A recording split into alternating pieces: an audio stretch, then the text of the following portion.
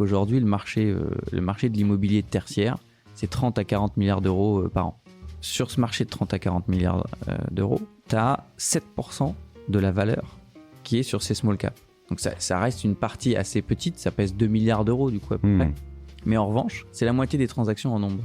Donc quand il y a 1000 transactions par an qui sont réalisées sur l'immobilier, tu en as 500 sur les gros objets et puis 500 sur les petits objets.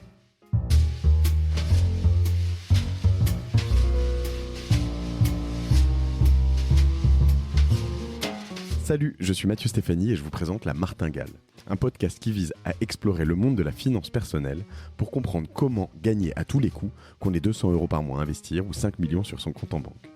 On va pas se mentir, c'est un peu ambitieux, mais les faits sont là. Jusqu'à maintenant, j'ai pas pris le temps de m'intéresser à tous ces sujets et il est temps que ça change. Alors abonnez-vous, des éclairages gratuits, ça commence par là.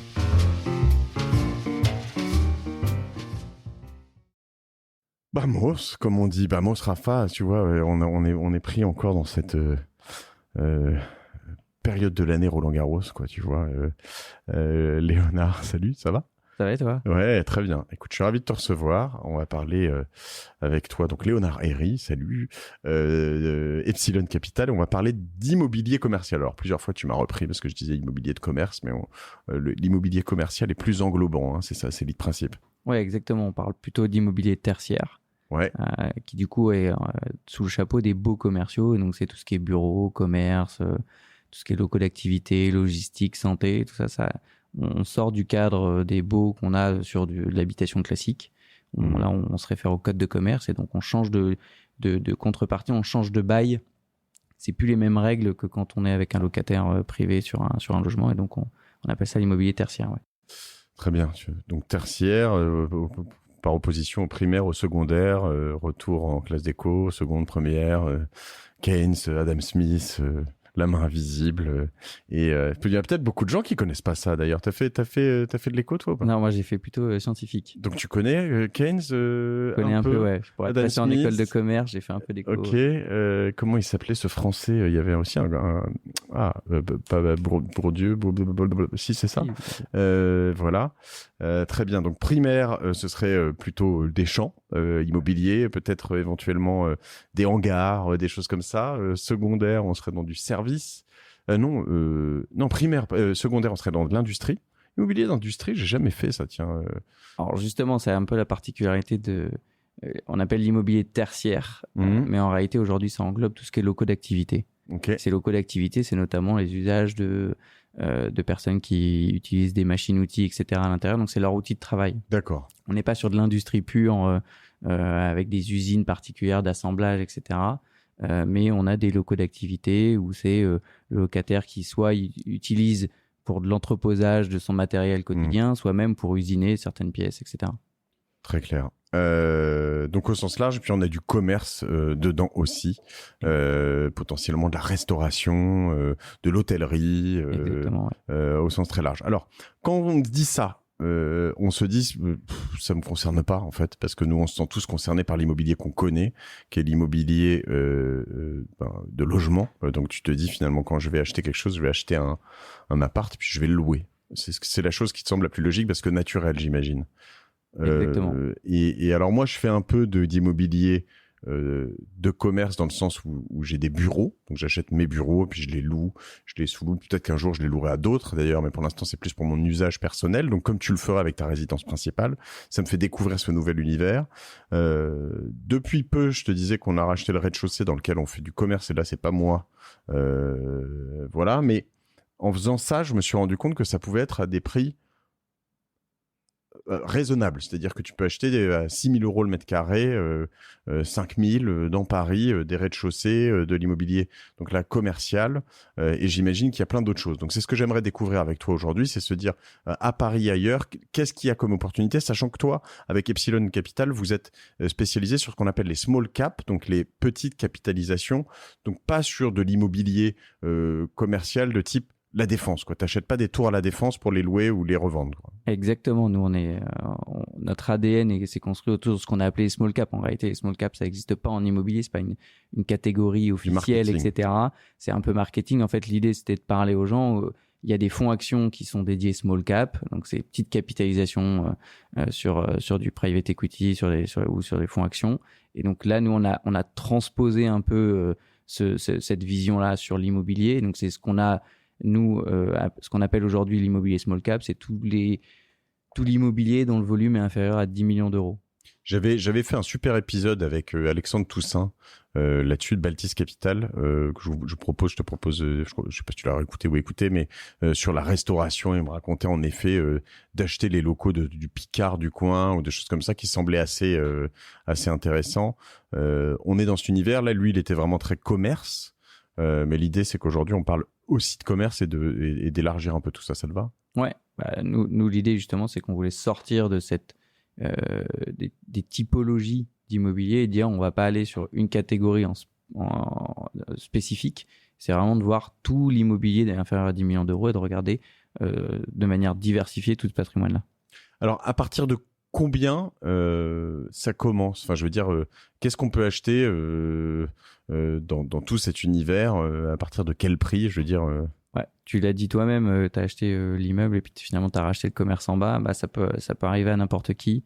Il y a des gens qui achètent des immeubles complets et en fait au pied de l'immeuble, il y a ce qu'on appelle le pied d'immeuble quoi. Et là c'est un commerce et donc alors quand tu es dans Paris intramuros, les loyers, enfin les prix au mètre carré sont très vite importants et donc même un petit commerce ça fait des montants importants, mais ça peut très bien être un petit commerce au pied d'un immeuble dans une ville secondaire très classique et là on peut arriver sur des volumes qui sont tout de suite très abordables.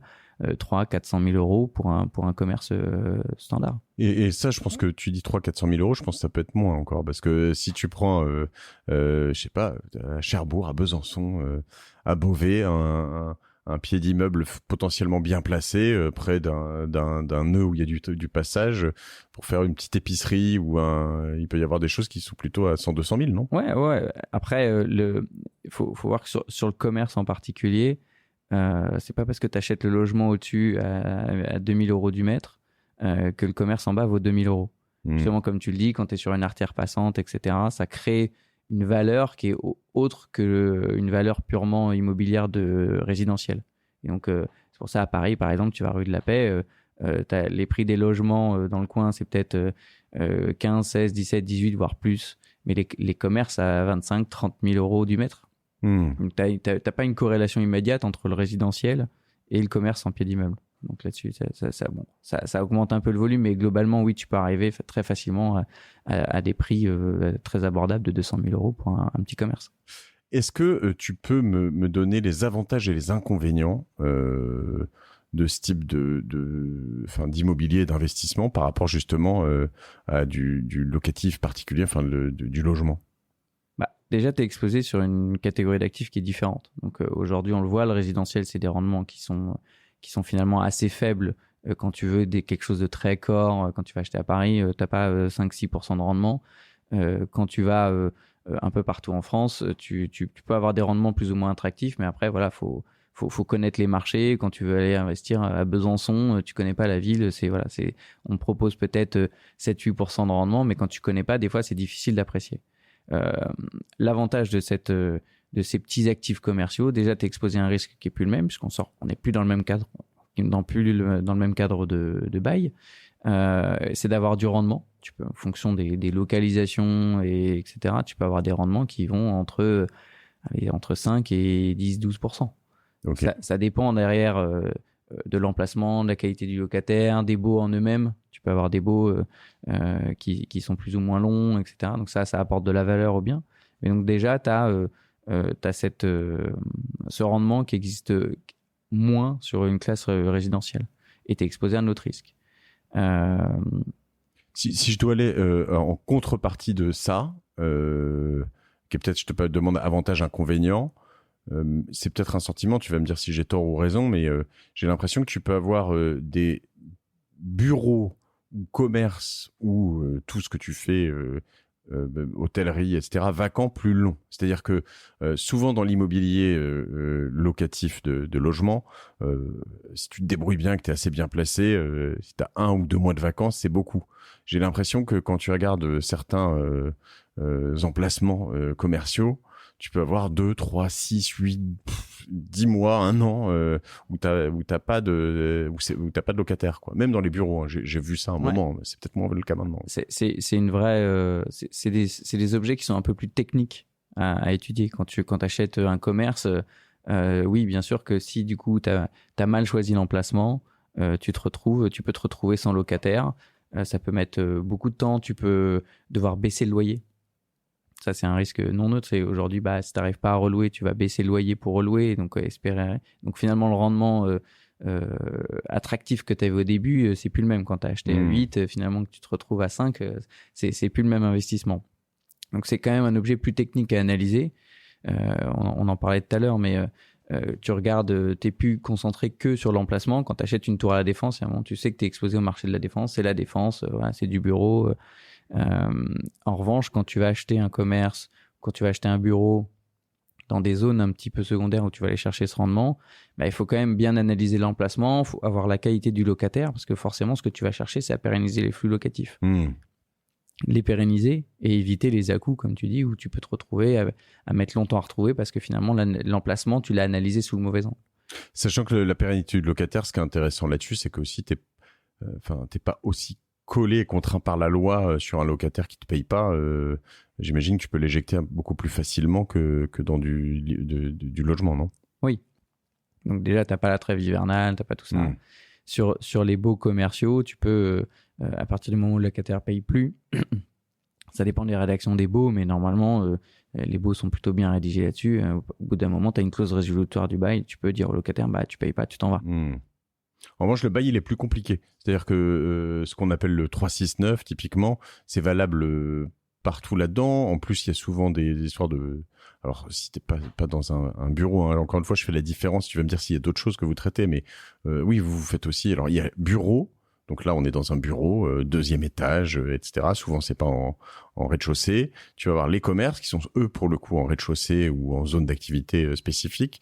Vous faites quoi d'autre, vous faites des entrepôts Ouais, des entrepôts, locaux d'activité. Tu peux faire tout ça, même l'hôtellerie, etc. Globalement, c'est les mêmes articles du Code de commerce. Donc, c'est des baux qui fonctionnent de la même manière, qui sont arrangés différemment en fonction des activités mécaniquement. Qui sont à 369, souvent. Exactement. Donc, c'est 3 ans, 6 ans, 9 ans. Donc, le bail...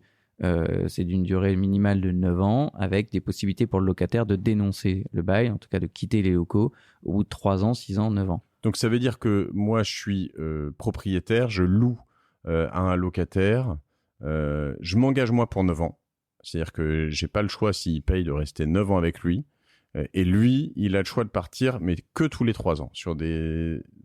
Alors, il y a d'autres mécanismes qui entrent en jeu. Tu peux tout de suite sécuriser et dire je loue l'actif pour 12 ans à un locataire. Ouais, parce que j'ai déjà fait louer des 6-9. Donc, il n'y avait pas la première tranche de 3 ans. Donc, je savais que mon locataire était engagé pour 6 ans minimum. Et tu lui demandes combien d'engagement un locataire, parce que il te paye quoi, 6 mois d'avance, 1 an. Il y a ce que tu appelles les GAPD. J'ai découvert ça. Tu peux m'expliquer un peu tout ça? Ouais, de la même manière qu'il y a un dépôt de garantie pour un locataire dans le résidentiel, là, sur les locataires de baux commerciaux, tu leur demandes un dépôt de garantie qui peut faire 3 mois, 6 mois, voire plus. Ça dépend de ta sensibilité et de la sensibilité du locataire. Et tu peux demander ce qu'on appelle des GAPD, c'est garanties à première demande, qui sont délivrées par les établissements bancaires qui te garantissent que le loyer sera payé en cas de défaut du locataire. Donc en fait, généralement, c'est là où ça peut être le double, et ça peut être dur du côté du locataire. Hein. Moi, j'ai eu ça quand j'étais locataire auprès de tiers, c'est que je payais, si je ne m'abuse, tu vas me dire si c'est normal, mais 3 mois de loyer d'avance. Après, je payais mon loyer, je sais plus si c'était par trimestre, mais j'avais en tout cas toujours un trimestre d'avance. Donc j'avais payé un trimestre. Donc quand tu payes... mettons 100 000 euros de loyer par an, ce qui est pas délirant pour une entreprise, et ben tu vas payer 25 000 euros en dépôt, donc d'abord, plus 25 000 euros pour ton premier trimestre, donc ça fait 50 000 euros direct upfront que tu vas avancer, enfin payer en rentrant. Et en plus, il me demandait une GAPD, donc une garantie à première demande, auprès de la banque, si je ne m'abuse, qui était 30% d'un an de loyer, donc déposer auprès de la banque 30%, donc 30 000 euros, pour garantir tout ça. Donc, on va dire que la première fois où j'ai payé, je suis sorti avec 50 000 euros plus 30 000. Ça faisait quand même 80 000 euros. Et voilà. Et la GAPD, il a mis longtemps à me la débloquer. C'est des conditions un peu rêches, je te vois faire agrément. Ouais. J'avais une entreprise qui était jeune. Ouais, voilà. Tu adaptes ces sécurités que tu mets en place en fonction des locataires. Ouais. Nous, quand on achète un bien qui est loué sur ces classes d'actifs, sur ces petits objets, tu n'as pas forcément que des indépendants ou des petites sociétés ou des jeunes sociétés. Tu as aussi des grands groupes à inférieur de 10 millions d'euros. Nous, on achète des locaux commerciaux qui sont loués à des enseignes alimentaires. On parlait de Picard tout à l'heure. Picard, typiquement, tu achètes un Picard, tu as Picard en face de toi. Mécaniquement, et Picard, ils refusent de toute façon. Ils disent nous, on prend un bail, c'est un dépôt de garantie ou une GAPD de 3 mois et c'est tout. Ouais. Donc, mais c'est pour toi, en tant que propriétaire, avoir Picard, c'est royal au bar quand même. Tu sais que tu vas être payé, a priori. C'est le sujet. Plus tu vas sur les plus petits objets, plus tu vas avoir mécaniquement des plus petits commerces, des plus petits bureaux, etc., qui s'adressent forcément à des tailles de société ou en tout cas des locataires qui sont plus petits. Donc, mécaniquement, c'est plus souvent des indépendants. Donc, tu vas avoir un risque locatif qui va augmenter. Et ensuite, globalement, dès que tu dépasses le 1 million d'euros, tu as en face de toi des locataires qui peuvent être très facilement moins indépendants. Après, généralement, ça se retrouve dans le prix. Quand tu vas acheter des bureaux qui sont loués à une start-up qui n'est pas connue, etc., mécaniquement, tu vas dire j'ai un risque locatif qui est plus grand, donc j'achète à un rendement supérieur. Après, c'est la sensibilité de chacun avec ce risque locatif et la capacité à chacun d'absorber un départ de locataire, parce que tu peux signer un 12 ans ferme avec un locataire. Si 3 ans après, il fait faillite, t'as 9 ans de loyer qui sont pas là quand même. Donc, puis souvent, dans sa faillite, il t'aura pas payé les 3-4 derniers mois, voire 6 mois de loyer, en disant non, mais là, ça va pas, je te paierai plus tard, etc. T'es pas le premier à être payé, quoi. Toi, généralement, tu récupères rien. Il y a un grand amour des grandes maisons qui achètent des gros objets. Forcément, elles sont avec des grandes entreprises. Donc, quand elles signent des 12 ans fermes, ça les sécurise réellement. Quand on arrive sur ces plus petits objets, quand tu as en face de toi des sociétés qui ont moins pignon sur rue, qui ne sont pas des sociétés du CAC 40, mécaniquement, tu peux signer des durées fermes très longues. Si c'est pas des sociétés qui ont des assises financières importantes, qui sont des grands groupes, ça a une valeur qui est toute modérée, qu'il faut quand même corréler avec l'activité réelle. Et sur le fameux, justement, there's no free lunch, il n'y a pas de repas gratuit. Là-dessus, plus les risques sont importants, plus les rendements sont importants aussi. Donc, j'imagine que toi, dans des small caps, avec potentiellement certaines personnes où tu vas pas louer en face à un CAC 40 ou quelqu'un comme ça, tu dois avoir des garanties quand même peut-être plus élevées demander en tout cas des garanties plus élevées, mais des rendements aussi qui sont plus cool, non? Ouais, alors, nous, pourquoi on aime beaucoup les small caps, c'est que justement, il y a à la fois cette capacité à aller chercher des rendements qui sont supérieurs, mais pas que parce qu'en face, tu as un risque locatif qui serait plus élevé. En fait, l'avantage, c'est qu'aujourd'hui, le marché de l'immobilier tertiaire, c'est 30 à 40 milliards d'euros par an. Sur ces 30 à 40 milliards d'euros... C'est beaucoup. C'est pas beaucoup à l'échelle de quand tu prends le marché action, etc. Mais ça commence à représenter quand même un marché de l'investissement qui est important. Et en fait, sur ce marché de 30 à 40 milliards d'euros, tu as 7% de la valeur qui est sur ces small caps. Donc ça reste une partie assez petite, ça pèse 2 milliards d'euros du coup à peu près. Mais en revanche, c'est la moitié des transactions en nombre. Donc quand il y a 1000 transactions par an qui sont réalisées sur l'immobilier, tu en as 500 sur les gros objets et puis 500 sur les petits objets. Et du coup, tu te retrouves sous le radar de toutes les grandes maisons qui, elles, investissent sur les gros objets. Oui, ils veulent pas faire du petit, quoi. C'est du détail, c'est relou. C'est du détail. Ouais. Et nous, quand on fait un deal à 2 millions d'euros, on bosse autant que sur un deal à 20 ou 30 millions d'euros. Parce que concrètement, c'est le même boulot de fond. Mais eux, ils collectent, ils ont soit énormément de fonds ou ils collectent énormément d'argent et donc ils doivent l'investir. Donc eux, ils vont sur les gros objets. Et donc, il y a une concurrence très importante. Aujourd'hui, sur le marché sur ces small caps, nous, on est sous le radar de ces grands investisseurs. Donc, on reste un petit peu en dessous de là où eux vont aller faire des offres et être agressifs parce qu'il faut qu'ils emploient une collecte. Et donc, nous, on investit en dessous. Ça permet, en fait, ces small caps d'investir là où il y a moins de concurrence. Je comprends. Et le fait qu'il y ait moins de concurrence, mécaniquement, ça permet déjà d'avoir un upside de valeur et d'aller chercher des rendements plus attractifs. C'est un peu ce que je cherche dans la martingale. Et c'est là où je trouve que cet épisode est intéressant, ce que tu me racontes est intéressant. C'est que, en fait, les particuliers n'y vont pas trop parce qu'ils connaissent pas. Les institutionnels, avec tout leur cash, n'y vont pas trop parce que c'est trop petit. Et donc, il y a certainement des endroits où tu as quand même des bonnes affaires à faire là-dedans, sachant que ce que tu disais aussi tout à l'heure, le fait, enfin, ce qu'on se disait sur les garanties, c'est plus freestyle. En tout cas, c'est moins contrôlé. C'est-à-dire qu'un particulier, je peux pas lui dire, attends, moi, si tu veux louer mon appartement, il faut que tu me donnes 1 an de loyer, il faut que tu me donnes machin, il faut qu'en plus tes parents se portent caution alors que tu as 70 ans et que... Non, mais tu vois ce que je veux dire. Il y a des limites là-dedans. Donc là-dessus, tu peux quand même être un peu plus flex, j'imagine. Exactement. Tu as des marges de négociation qui sont pas les mêmes avec les locataires. Et même quand je disais qu'on est sous le radar des grands investisseurs, tu as aussi en face de toi, quand tu achètes ou même quand tu vends, des investisseurs qui sont pas les mêmes.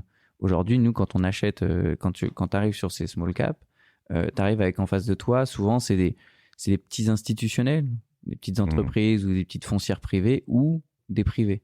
Et donc, mécaniquement, il y a même une dynamique de négociation qui est pas la même. Quand tu as en face de toi un institutionnel, les grands institutionnels, etc., ils ont un expert qui passe chaque fin d'année, qui dit votre immeuble, il vaut tant, etc., sur la base de tout ce qu'on sait, etc. Le lendemain, s'il met en vente, il descendra pas en dessous de ce prix. Parce qu'il a dit à ses investisseurs, moi, ma tour à la Défense, elle vaut 200 millions d'euros, donc je la vendrai pas en dessous de 200 millions d'euros. Ce qui explique une latence, on en parle dans un épisode que je fais avec David Bramy sur Génération It Yourself, une forme de latence, parce qu'en plus dans ces emplacements, notamment les emplacements ultra premium, tout est parti trop cher en fait. Donc du coup, tu te retrouves avec potentiellement des immeubles qui sont vides parce que tu te dis je préfère attendre 1 an de plus que de flinguer mon business plan et de montrer à mes investisseurs que je me suis foiré. Et du coup, tu finis par je parle par exemple de quand tu connais, alors toi t'es pas à Paris, hein, pour préciser aussi d'ailleurs pour tout le monde qui pense qu'on est toujours trop parisiano-parisien, t'es à Bordeaux. Exactement. Mais quand tu passes sur la place de la Madeleine aujourd'hui, t'as plein de beaux commerciaux, enfin de beaux immeubles vides. Il y avait Ediard, il y a Fauchon, en plus tous les anciens traiteurs qui étaient là-bas, etc. Les trucs sont vides et vides depuis longtemps. Et lui, ce qu'il me dit, c'est juste que comme ça a flambé au niveau des prix, ce sont des emplacements préférentiels, des emplacements premium. Et ben du coup, aujourd'hui, plus personne peut louer ça parce que ça coûte trop cher, ça rapporte pas assez en face, quoi. Donc c'est là où moi je voulais t'emmener aussi. Tu veux dire quelque chose, vas-y. Non, mais justement, c'est exactement ça. C'est de la même manière qu'on a décidé d'être plutôt sur ces petits objets. Il y a des effets de mode. Donc il y a la santé, la logistique, c'est des classes d'actifs qui plaisent énormément aujourd'hui. Et donc sur les gros objets, il y a plein d'institutionnels qui ont collecté énormément d'argent et qui vont investir cet argent, mais ils doivent aujourd'hui mettre en face les actifs. Ça veut dire quoi ? Ça veut dire qu'aujourd'hui, quand ils collectent 300, 400 millions d'euros à l'année, mais ils sont obligés d'aller l'investir et eux, ils ont dit, nous, on fait que de la logistique, que de la santé, etc. Donc, ils ont une forte pression.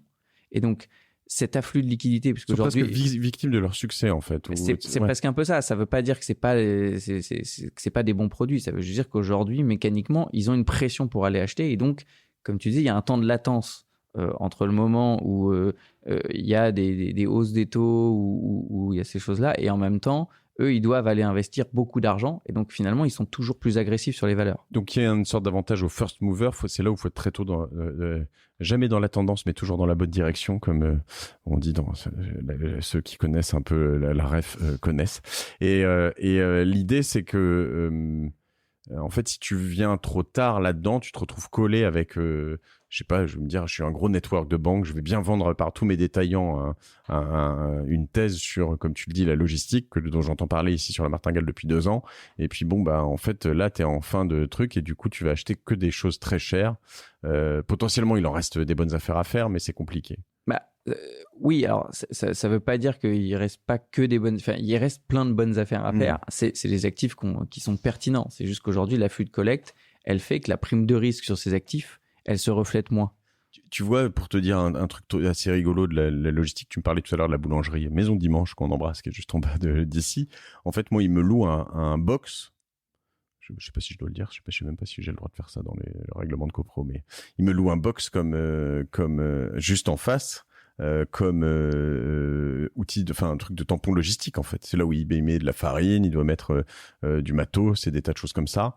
Et en fait, c'est pas du tout un box pour garer une voiture, quoi. C'est un box qui est devenu un stockage urbain. Et en fait, je pense que le stockage urbain, c'est vraiment un truc de plus en plus important, puisque tu vois, avec les gorillas et tous ces trucs-là, ils ont des besoins de locaux qui doivent pas forcément être visibles ou quoi que ce soit. Ouais, alors après, sur ce sujet de la logistique urbaine, il y a beaucoup de débats aujourd'hui. Très peu d'acteurs qui y sont allés. Il y a une raison, on le voit aujourd'hui. Il y a quand même beaucoup de débats sur de la part des mairies notamment, qui essayent de les bloquer, parce que c'est vrai que quand on avait des artères commerçantes ou en tout cas des commerces en pied d'immeuble et que d'un seul coup ça devient des façades toutes noires. Ouais, les dark kitchen, dark kitchen, mais les dark stores, comme tu citais, Gorillaz, aujourd'hui pour beaucoup de mairies ça pose des problèmes. C'est des allers-retours de scooters, de vélos, de livreurs qui discutent en bas, etc. Ils se battent contre ça. Ça fait beaucoup de mouvements, et en plus ça fait des façades toutes noires, même quand c'est Gorillaz ou autre, c'est des façades qui sont pas visibles, et donc les mairies aiment pas trop. Oui, ça fait pas de vie, en fait il y a pas d'échange, c'est juste des gens de passage qui dialoguent sur le numérique par notification interposée. C'est un peu. Alors ça c'est intéressant, et c'est là où je voulais t'emmener, parce que je pense que on a une transformation profonde et hyper rapide de notre société au niveau digital, avant même les confinements, mais aujourd'hui encore également. Et je voudrais voir quels sont les critères d'un bon bail, d'un bon achat là-dessus. Est-ce que tu vois là-dessus? Je te parlais de cet article hyper intéressant dans Le Monde sur justement le quartier de la Défense. Donc le titre que je retrouve est Tour à moitié vide, parvis déserté, restaurant sans clients, la crise existentielle du quartier de la Défense.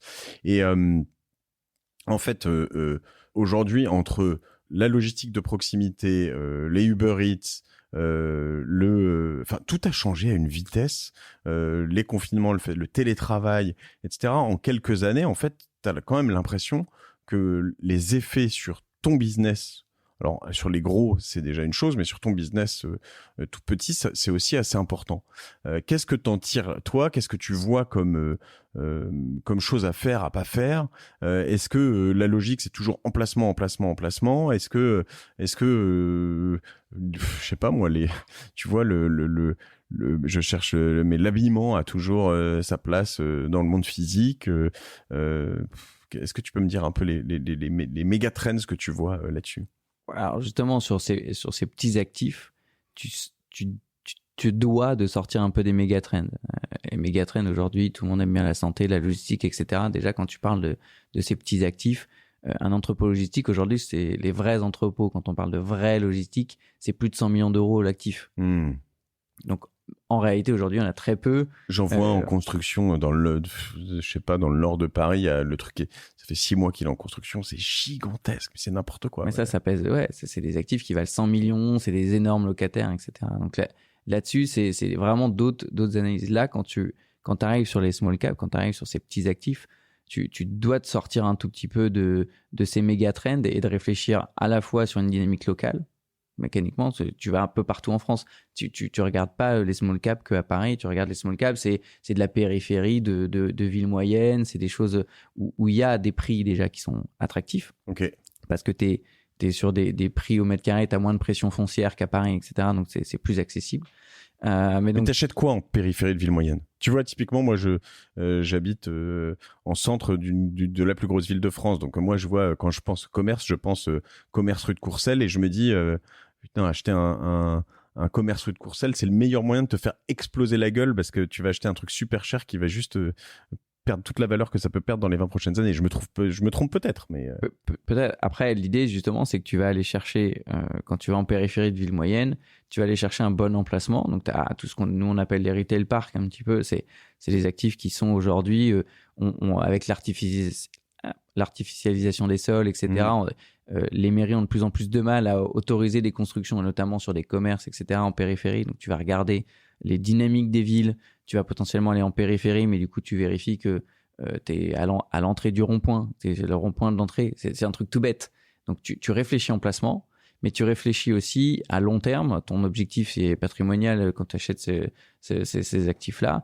Donc, mécaniquement, tu vas tu vas avoir une vision à long terme de l'activité. Donc là, tu vas regarder un peu ce qui se passe. Retail Park, j'explique ce que c'est parce que je connaissais pas. J'ai rencontré, je te parlais des personnes de chez Frey qui semblent être l'expert royal du truc, Bicorp, entreprise à mission. Ils me montraient un peu. Alors au début, je regardais un peu, j'étais un peu sceptique. Je me dis, mais tiens, des zones de commerce en périphérie, tu vois, non, je sais pas. Enfin, tu vois, je pensais au champ des années 80, je comprenais pas. Et en fait, visiblement, donc l'idée c'est de quasiment raser toutes ces zones qui existaient avant et de les transformer profondément pour en faire un vrai lieu de vie. Hein. C'est ça, dans lequel tu vas mettre potentiellement un mur d'escalade, peut-être un skatepark, des choses comme ça, et où tu vas passer vraiment du temps. C'est un peu ça l'idée, mais tu peux acheter des bouts de retail park là-dedans. Alors, tout dépend de leur construction, mais tu as les retail parks qui sont construits vraiment comme un seul et unique ensemble. Dans ces cas-là, et comme tu dis, Frey notamment, c'est un acteur qui fait ce genre de choses.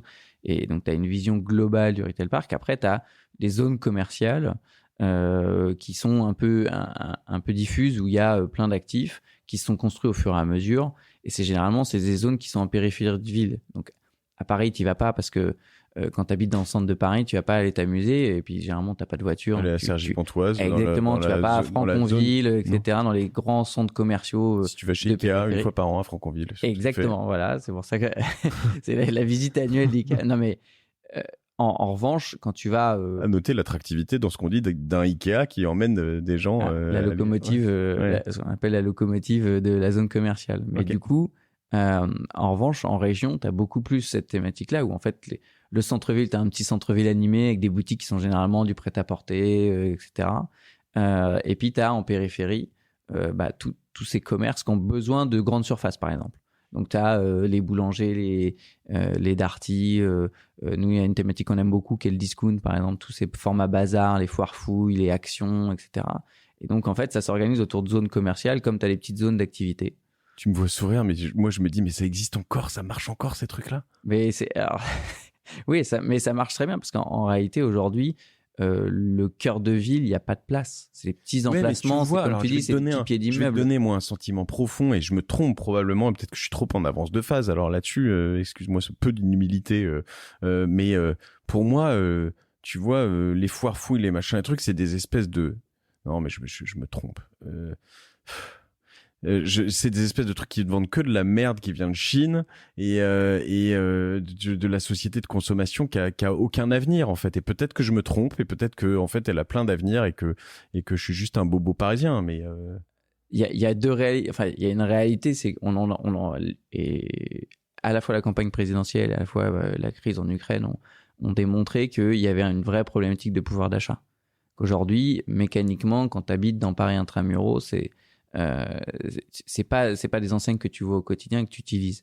En revanche, tu as toute une considération, toutes les villes moyennes, etc., des gens qui ont des vraies problématiques de pouvoir d'achat et qui vont dans ces endroits. Oui, mais je dis pas que c'est bien d'avoir des choses qui te vendent des choses pas chères. Je dis juste que souvent, tout un tas d'enseignes que tu viens de citer vendent des choses dont t'as pas besoin. C'est plus ça, et qui sont plus mal sourcées, enfin voilà, tu vois. C'est là où je te parle un peu d'un monde sur lequel je parierais pas, mais peut-être que je me trompe. Ouais. En fait, c'est tout est relatif à la question du pouvoir d'achat sur ces actifs-là. Aujourd'hui, discount, les Lidl, les Action, Aldi, etc. C'est des marques explosent. Oui, mais ça ok. Mais notamment là, parce que tu es dans du besoin primaire. Tu es dans du besoin de te nourrir à des prix raisonnables sur... voilà, de toute façon, tu n'achètes pas, mais pas que quand tu vas chez Lidl des truffes de... Quand tu vas chez Jiffy, tu trouves de la déco, etc. Tu as aussi des gens qui n'ont pas forcément les moyens d'aller sur des grandes enseignes, etc. et qui, du coup, trouvent aussi un rapport qualité-prix imbattable, qui ont ces besoins-là. Donc, ça répond quand même à un besoin où ces enseignes-là, quoi qu'il arrive aujourd'hui, sont en progression de part de marché, que ce soit sur l'alimentaire ou sur le reste. Alors, je peux investir donc finalement chez Frey, acheter l'action en bourse et puis me dire là-dessus. Je pourrais investir bientôt, tu vas me raconter tout à l'heure, mais sur Epsilon ou des SCPI que vous mettez en place. Tu m'expliqueras comment je fais ça. Est-ce que ça, je peux moi-même, à Besançon, à Cherbourg, à Beauvais, aller sur ce rond-point dont tu me parles, ou le prochain rond-point où je me dis tiens, là il y a un truc, et acheter j'achète quoi, un bout de terrain, un commerce déjà existant, une maison que je vais raser, comment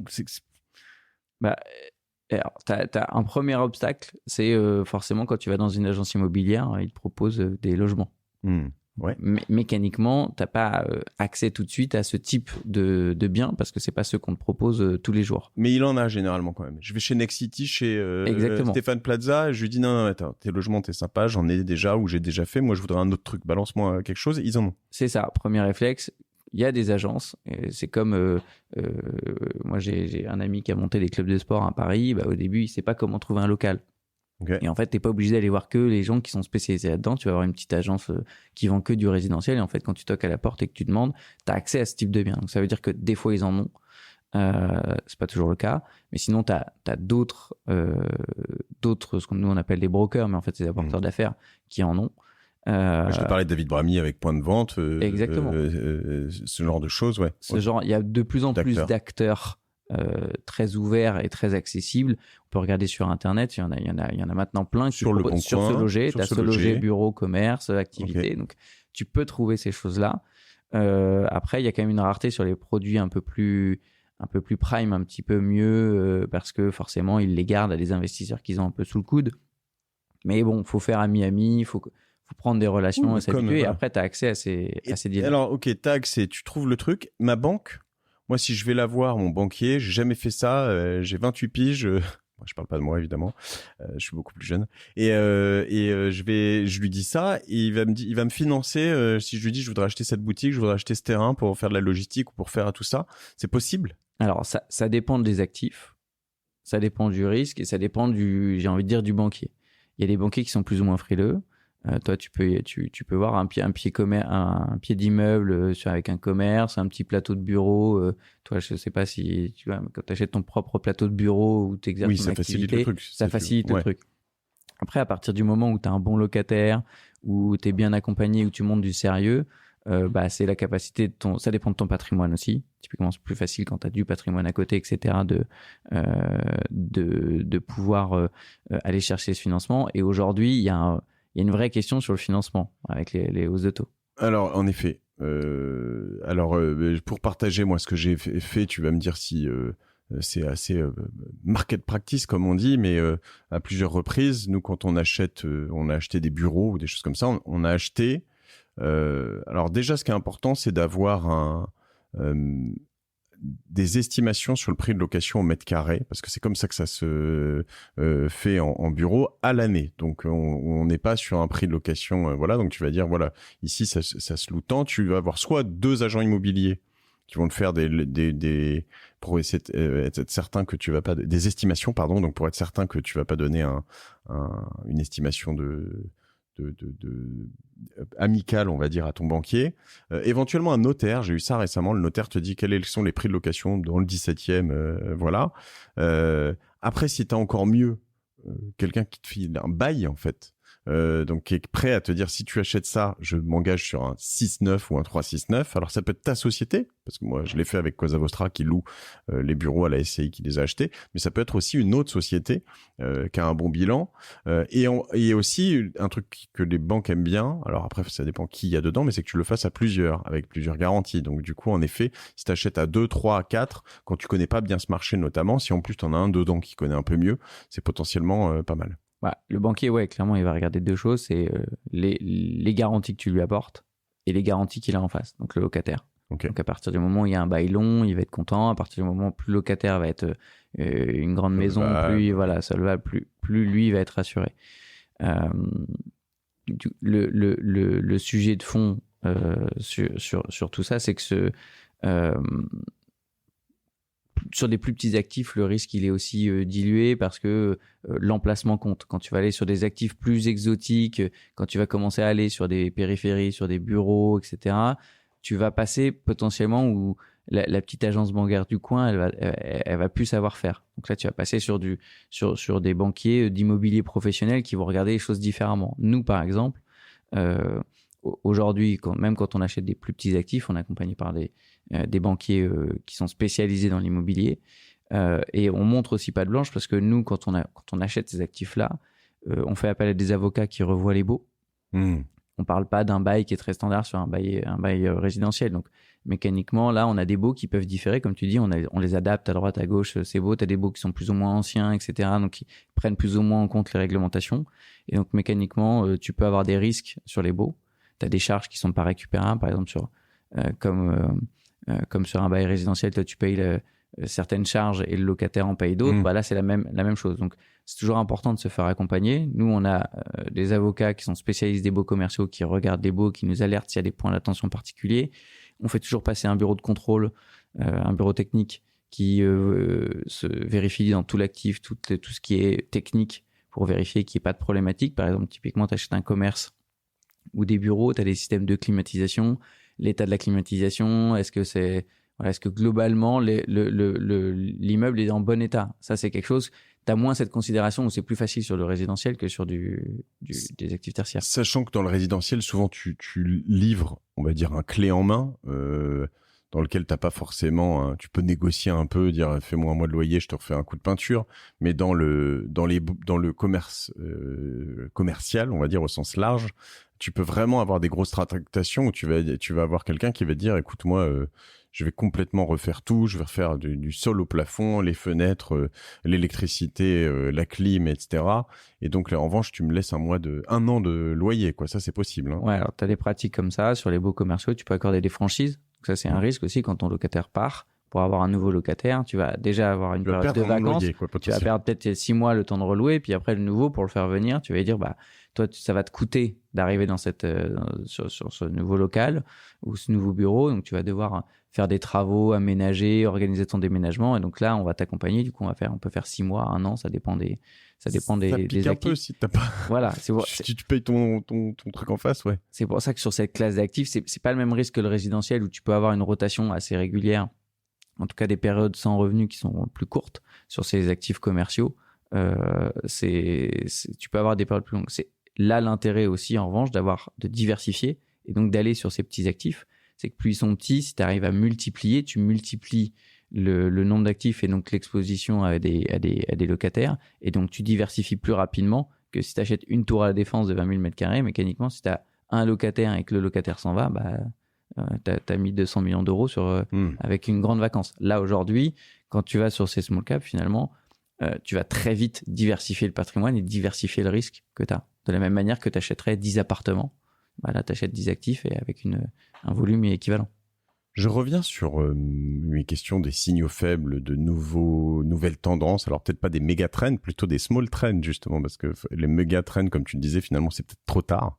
Mais je viens sur cette problématique emplacement, tu vois, où je sais que là-dessus, j'ai l'impression qu'il y a des évolutions. C'est-à-dire que alors déjà, je reviens sur les dark kitchens qui potentiellement, à certains endroits dans le 17e, un emplacement un peu pourri parce que c'est pas un endroit où il y a du passage, mais il est juste derrière une rue très commerçante où il y a beaucoup d'habitations, où il y a beaucoup de, je sais pas, enfin voilà, peut être intéressant. Et tu vois, finalement, c'est pas si loin d'une dark kitchen, c'est que j'exagère un peu, mais j'ai une copine qui a ouvert alors Amandine, je sais pas, c'est pas mon petit gâteau, mais elle avait une grosse communauté sur Instagram. Et puis, elle faisait des gâteaux qu'elle livrait. Elle le faisait à l'origine de chez elle. Puis, elle a eu une cuisinière avec elle, puis 2. Puis, finalement, elle a pris un bail parce qu'elle voulait avoir pignon sur rue. Mais aujourd'hui, elle a pignon sur rue. Mais en fait, elle a tellement de succès sur Insta et sur les réseaux sociaux que finalement, tous ces gâteaux sont prévendus. Et donc, c'est un bon plan pour elle. Mais si toi, t'as ce bail à cet endroit, enfin, si tu as ce bureau, c'est un bon plan pour toi. Tu vois ce que je veux dire? Donc, j'ai l'impression qu'aujourd'hui, l'emplacement peut aussi jouer un peu moins que d'être toujours sur les Champs-Élysées, ce qui est peut-être surpricé, comme je disais tout à l'heure, en premium, quoi. Ouais, alors c'est sûr que sur cette catégorie d'actifs très prime, et comme tu le disais, Madeleine, il y a des emplacements qui sont vides parce que finalement, il y a aujourd'hui moins de primes à ces emplacements pour être très visibles sur la place de la Madeleine, etc. Et finalement, les gens aujourd'hui vont chercher l'information d'abord sur Internet. Donc, tu as des canaux d'acquisition de clients sur le commerce, par exemple, qui sont différents. Sur le bureau, tu as d'autres dynamiques avec le télétravail, des changements de façon de voir les choses sur le bureau. Donc, c'est aussi, je pense, un des avantages des small caps, c'est que quand tu es sur ces petits actifs, c'est des actifs qui sont plus facilement, qui s'adaptent plus facilement. Par exemple, là, ce que tu dis, télétravail, tu vois, avoir des petits bureaux mais proches de zones résidentielles, c'est probablement un booming par rapport à des énormes zones de bureaux, comme on peut dire la Défense, où il faut faire 45 minutes pour y aller. Bah, t'as ça, t'as le fait de dire aujourd'hui, j'ai un petit immeuble de bureau facilement divisible. Bon, aujourd'hui, j'ai un seul locataire, mais demain, je peux en mettre 2 facilement. Quand tu as 20 000 m² avec un locataire, demain, tu peux pas en mettre 200 où tu divises ta tour en 200. Donc, en tout cas, c'est très compliqué. Aujourd'hui, l'avantage de ces petits actifs, c'est que tu les adaptes plus facilement à la fois aux méga trends et aux small trends aussi pour pouvoir les repositionner plus facilement et s'adapter plus facilement. Ce qui reste quand même sur l'emplacement, c'est qu'il y a un moment, il faut quand même que tu aies un actif qui reste pertinent là où il est. Mais déjà, rien que de certaines choses accessibles. Enfin, je veux dire, tu parlais du rond-point. Ici, c'est accessible parce qu'il y a des métros. Exactement. Enfin, il y a quand même un endroit où si t'es loin de tout et que tu mets beaucoup de temps, a priori, c'est plus. Enfin, à y accéder, c'est plus compliqué.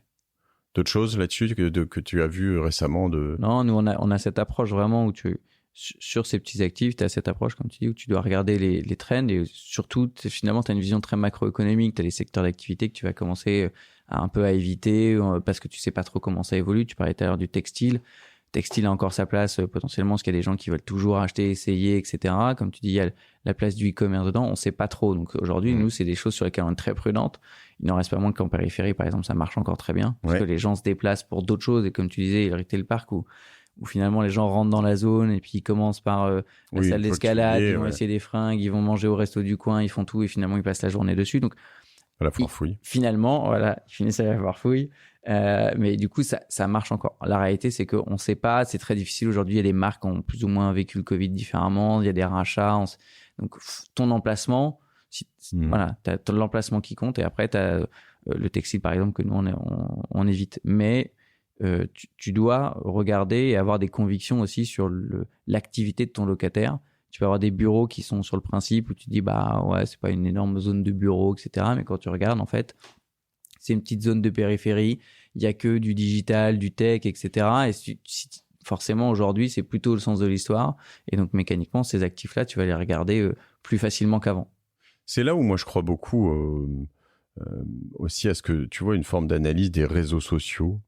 Où tu vois en fait souvent des petites trends mais qui sont chez les plus jeunes qui n'ont pas encore un gros pouvoir d'achat mais qui petit à petit vont l'avoir puisqu'ils vont travailler un jour et se transformer, etc. Et où tu vois en fait comment tu adaptes le e-sport dans le monde réel. Tu vois ce qu'on a fait ici au rez-de-chaussée. Je dis pas que ça va marcher à tous les coups, hein, mais moi j'aimais bien Pokawa, tu vois, avec ses Pokéballs.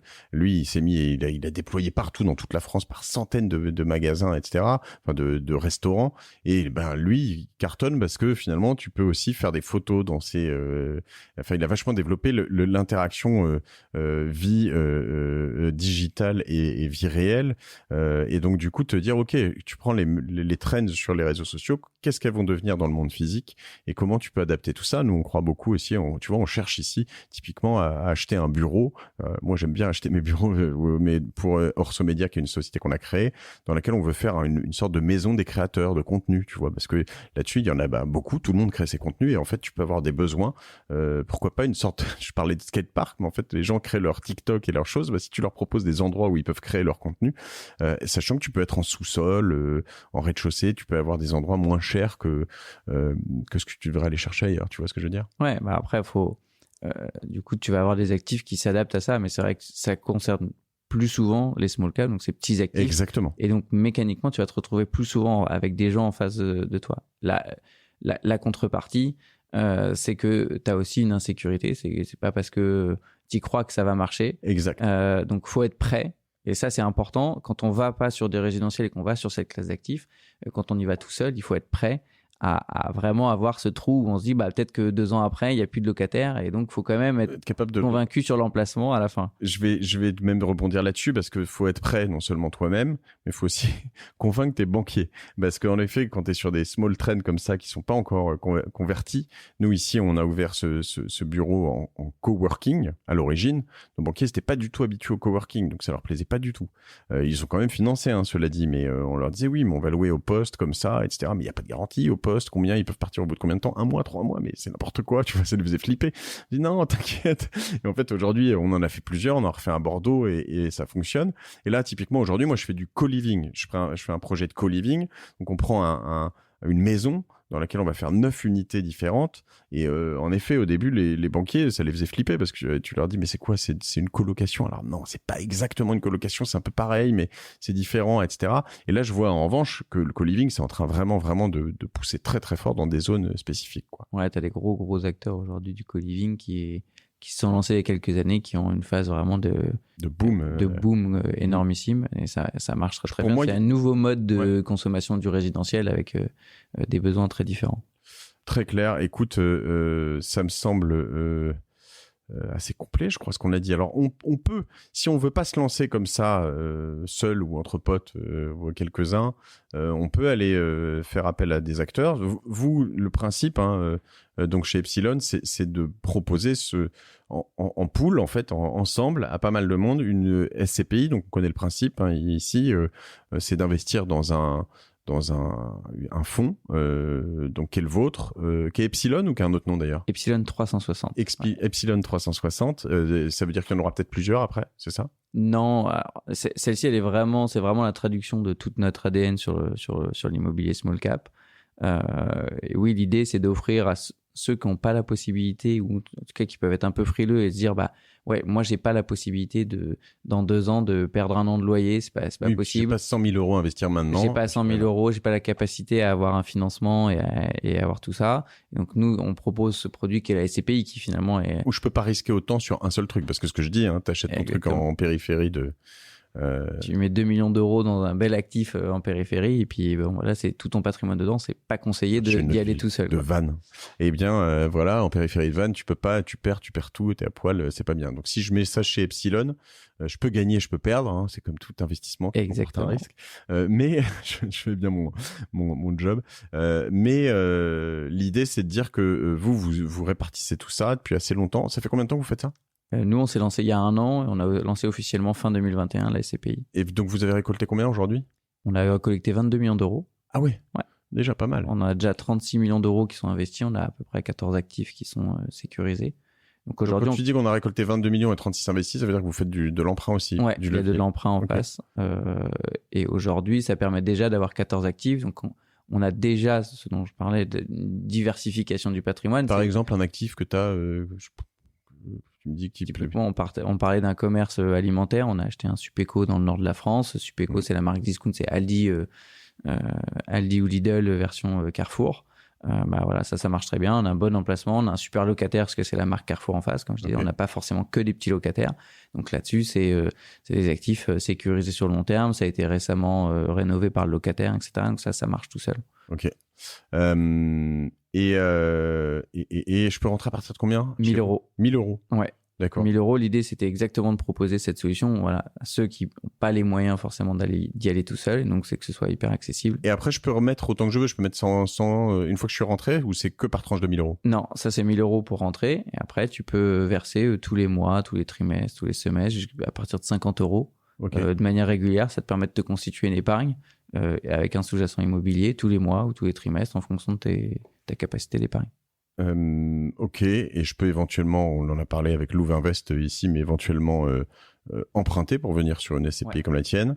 On en a parlé aussi dans d'autres épisodes, parce que la grande mode, c'est de pas avoir de frais d'entrée. Vous en avez, mais ils sont réduits, c'est ça? Ouais, nous on a que 5% de frais d'entrée. Okay. En fait, en réalité, aujourd'hui, même dans les acteurs sans frais, il y a, si vous sortez à court terme, vous avez ces frais qui sont posés. En dessous de 3 ans particulièrement, et 5 ans souvent. Ouais, c'est ça. Et donc généralement, c'est à peu près, même montant, c'est à peu près 5%. Nous, on voulait pas laisser penser que l'immobilier, c'est une classe qui est assimilable au fonds action où tu peux rentrer, sortir au quotidien. Donc, on voulait vraiment garder cet impact de frais à l'entrée qui permet de garantir aussi qu'il faut voir la SCPI, c'est patrimonial, donc c'est long terme. Et donc mécaniquement, on s'est dit que ce frais d'entrée, il permettait de s'assurer que tout le monde rentre bien pour une durée longue. Ok, clair. Et je peux rentrer direct ou faut passer par un intermédiaire? Tu peux rentrer direct, sur le site Epsilon Capital. Directement sur le site epsiloncapital.fr. Tu peux passer par un conseiller en gestion de patrimoine. Tu mets des codes en ligne ou pas? On n'a pas de code en ligne, on est réglementé par l'autorité des marchés financiers. Tu viens de ma part de faire un truc. On peut pas faire de réduction aux gens, etc. Alors, tu peux offrir une bouteille de champ si tu viens de ma part. Je peux offrir une bouteille de champagne éventuellement. Ou un bloc de foie gras, enfin ce que tu veux. Moi je m'en fous. Mais à Bordeaux, on vient du Sud-Ouest, donc. Une bouteille de Lafite Rothschild, ça coûte 500 €, voilà, ça va. Non, bon, allez, tu diras si tu veux. Je t'avais pas. Donc encore, je précise à chaque fois, mais tu ne me payes pas pour venir ici. Je négocie ça pour vous en direct. Je lui tords le bras, vous voyez. Donc du coup, on verra à quel point il s'est laissé tordre le bras, mais tu me diras, on mettra sur le truc de l'épisode, si vous venez de la part de la martingale, vous aurez un petit truc. On verra, on s'adaptera. Bon, j'ai pas encore de grosses promesses, hein, mais alors, on verra. Dites-le quand même, et puis je mettrai tout ça. On te suit, donc on va sur epsiloncapital.fr avec un Y epsilon. Hein. Non, avec un I. Oh la vache, j'allais dire pour ceux qui n'ont pas fait grec. J'ai pas fait grec, j'ai fait latin. Je vous emmerde. Ouais. Et voilà. Et j'allais vous bâcher. Ben voilà, tiens, retour à l'envoyeur. Et toi, on peut te suivre, Léonard Herry sur LinkedIn. Sur LinkedIn, exactement. On peut t'écrire, tu me donnes ton mail. On peut m'écrire sans problème. C'est Lhery, Lhery, @epsiloncap.fr. Voilà. Et puis, on peut, donc, LinkedIn, partout. Voilà. Sur le site. Sans problème, on répondra. Ok. Quelle est ta martingale à toi, Léonard?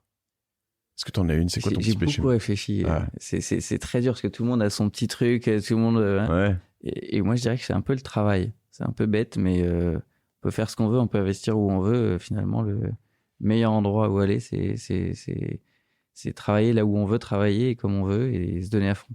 Mais ça marche mieux quand tu travailles pour toi-même en termes de levier derrière. En termes de levier, ouais. Oui. Mais si déjà tu aimes ce que tu fais au quotidien, c'est déjà un bon bonus. Je suis complètement aligné. Ouais. Quand on voit à quel âge on va partir en retraite, je pense qu'il faut déjà commencer par s'amuser au quotidien avant de chercher à gagner. Partir en retraite? Je compte pas partir en retraite. Non, moi non plus, mais bon. Il y en a qui veulent. Ok. Merci. Il y en a qui la préparent. Léonard Herry, H-E-R-Y, cette fois-ci je me trompe pas, hein, avec un Y, pas un I, parce que ça c'est pour ceux qui ont fait grec ou latin. Herry n'existait peut-être pas déjà à l'époque. Merci pour ton temps et toute cette expertise. Moi je retiens vraiment que je pense que c'est un endroit où il y a des coups à faire. Moi qui aime bien les coups, en fait, on est dans cette zone où en fait les particuliers s'y intéressent pas, les gros institutionnels s'y intéressent pas. Donc finalement, il y a probablement un petit angle mort là-dessus. Donc allez en effet à chez l'agent immobilier du coin, lui demander un peu ce qu'il a juste pour creuser un petit peu. Regardez sur le Bon Coin, se loger, ce qui se passe dans l'immobilier commercial autour de chez vous. Avoir des idées, regarder juste aussi potentiellement convaincre. Moi, ce que je fais aussi, mes potes entrepreneurs, leur dire regarde, attends, toi, ton bureau, tu le loues pas, mais tu l'achètes pas, mais attends, viens, on l'achète ensemble. Moi, je mets un petit ticket, tu mets un petit ticket, et puis en fait, pourquoi pas, tu vois, ton bureau, ton commerce. Enfin, regardez les gens autour de vous qui ont un business et qui sont pas propriétaires de ce qu'ils utilisent comme outil au quotidien. C'est probablement un petit angle mort dans lequel il y a des très très très belles affaires à faire. Et j'irais même plus loin. Il faut pas hésiter à négocier. Il y a plus de leviers de négociation sur cet immobilier-là que sur l'immobilier résidentiel. C'est des valeurs quand on propose un bien en vente à une certaine valeur, c'est plus subjectif. Et du coup, il y a aujourd'hui une capacité à négocier les prix sur ces actifs-là qui sont supérieurs que par rapport au résidentiel. T'as raison, et le temps là-dessus est beaucoup plus ton allié qu'ailleurs. C'est-à-dire que ce qui est pas facile pour moi, je suis pas toujours très patient, mais tu vas poser des sondes, tu vas dire à quelqu'un, et puis en fait, il veut vendre, mais comme il y a un peu de latence et il y a moins d'excitation, moins de monde que dans le locatif, dans le logement, et ben en fait, tu reviens une fois tous les 6 mois, tu dis alors t'en es où, t'es bien, etc. Bon, moi mon offre 20% en dessous de ton idée, elle tient toujours, hein, si tu veux, et puis en fait t'as une négo à faire. Moi pour te dire, c'est peut-être de la chance, mais sur un bail que j'avais pris, à l'inverse, moi j'étais locataire, le propriétaire s'est fait racheter les murs et en fait voulait me sortir, quoi. Et je te parlais de ce bureau rue Turbigo, le premier sur lequel j'avais fait beaucoup de travaux, la GAPD tout à l'heure, on n'arrive pas à clôturer cet épisode mais c'est pas grave, et pour sortir la boîte, le propriétaire nous a fait un chèque de 100 000 €. Et je vais te dire, je crois qu'il m'a remboursé on avait fait quand même 40 000 € de travaux à l'origine, hein, donc c'était pas rien. Mais je veux dire, entre-temps, on l'avait reloué, sous-loué. Enfin, on avait fait ce truc était juste en location, hein, une martingale en soi, quoi. Donc, comme quoi. Et lui, moi, je lui disais, mais attends. Lui, ce qu'il voulait, c'était rénover l'intégralité de l'immeuble. Il avait racheté l'immeuble entier et il voulait me dégager pour tout refaire. Moi, j'avais une sorte d'entresol, donc pas entresol, pardon, on appelle ça comment, juste au-dessus du rez-de-chaussée, mais pas tout à fait un premier étage. Et il voulait me virer. Et moi, je lui dis, mais attends, j'ai un 369. Mec, je suis encore là pour 6 ans. Je pars pas, tu vois. Et lui, je lui dis, mais attends. Lui me disait, mais je vais faire des travaux partout. Ça va être l'enfer pour toi. On va faire. Je dis, mais je m'en fous. Moi, je pars pas. Tu vois, je savais très bien que c'était, et en fait, ça a duré quelques mois. Mais voilà, tu vois, au bout d'un moment, j'avais juste intérêt à partir et c'était super, quoi. Donc, voilà. T'as raison. La négo, le temps, est avec nous.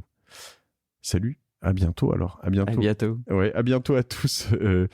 Super épisode. J'espère qu'il vous a plu. Vous voyez, on découvre après tout ce temps ensemble. Il y a des moments, je me dis qu'est-ce que je vais pouvoir encore découvrir dans la martingale. Ben, j'en découvre toutes les semaines. Donc je suis très content. J'espère que vous aussi. Puis voilà, hein, si vous avez des clubs deals à faire, faites croquer. Non, j'ai pas le temps. On m'envoie plein de trop d'opportunités. Moi, je veux que les meilleurs, hein, du coup, mais j'ai pas le temps, même pas le temps de répondre. Mais faites croquer vos amis, faites ça ensemble, c'est rigolo. Et puis voilà, n'oubliez pas, hein, soyez des chiens de la casse, négociez comme des sagouins, mais soyez honnêtes, hein, là-dessus aussi, très important. Pas de coups bas, ça c'est moche et c'est pas bon. Allez, salut, à plus, à la semaine prochaine sur la martingale. Ciao.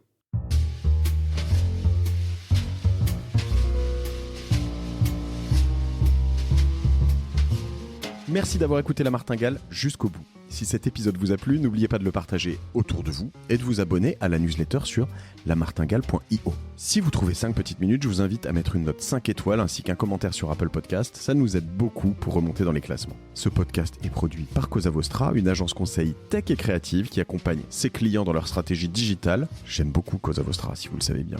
Et donc, on vous aide à gagner en visibilité, en singularité, en efficacité. Contactez-nous, on va faire de votre strat digital un truc incroyable. Je remercie toutes les équipes pour la production et on se retrouve la semaine prochaine pour un nouvel épisode.